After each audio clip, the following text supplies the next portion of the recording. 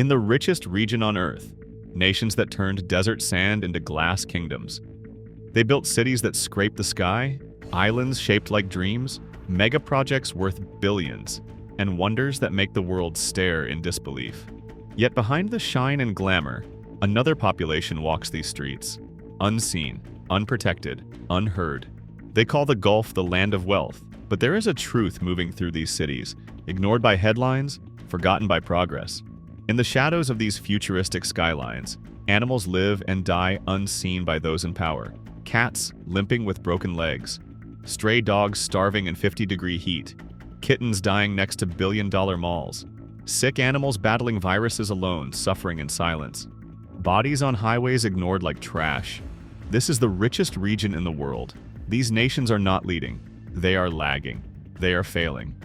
Because greatness is not measured in oil reserves or skyscrapers or luxury and fame. Greatness is measured in compassion. And in this area, compassion is bankrupt.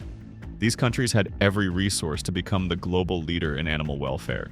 They could have built the best shelters on Earth. They could have funded 24/7 animal ambulances. They could have sterilized, vaccinated, protected, and given dignity to every stray. They could have made mercy a system, not a charity. Instead, here is the reality. No universal microchipping, no proper stray population records, no large-scale sterilization plans with real targets and transparency, no strong laws against abandoning pets, no emergency animal units, no public veterinary networks large enough to make impact, and every year animals suffer, quietly, painfully, endlessly, not because there is no money, but because there is no priority. Don't point to volunteers as the solution. Yes, they exist. People spending their own money to feed starving cats, students stopping traffic to save injured animals, doctors who often treat the helpless without asking for anything in return. Their compassion is real. Their hearts are sincere. They carry mercy in their souls. But mercy alone cannot fight a system with no structure for animal welfare. Compassion is powerful, but without support, it cannot win. And yes, other nations with far less wealth solved this long ago. Across Europe, Canada, and countries with a fraction of the Gulf's resources, animal welfare is not charity. It is law, structure, and priority. Italy legally protects street cat colonies. Germany runs massive shelters and strict breeding control. Canada treats animal control like public safety. They don't allow an animal to die slowly in the street while society looks away.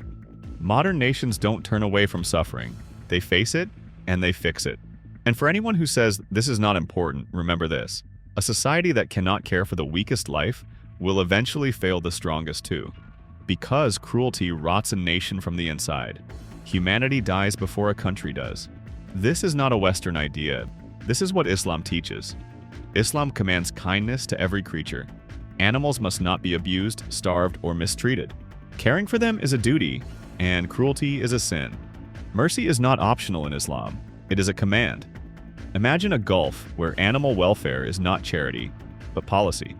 A Gulf with public shelters in every city, government-funded sterilization and vaccination programs, animal ambulances, cameras catching abusers, school lessons about kindness to all living beings, feeding stations monitored and supported, partnerships with rescuers instead of ignoring them, transparency, penalties for cruelty, progress reports, accountability, and dignity. That is civilization. That is leadership. That is Islam. That is what the Gulf's wealth should reflect, not only towers and celebrations, but compassion and dignity. If you live in the Gulf, don't be silent. Share. Tag officials. Tag ministries. Tag municipalities. Demand shelters. Demand sterilization programs. Demand compassion, as loudly as luxury is celebrated. Because rich in money means nothing. Rich in mercy means everything. A nation is not truly great for the world it builds, but for the lives it refuses to abandon.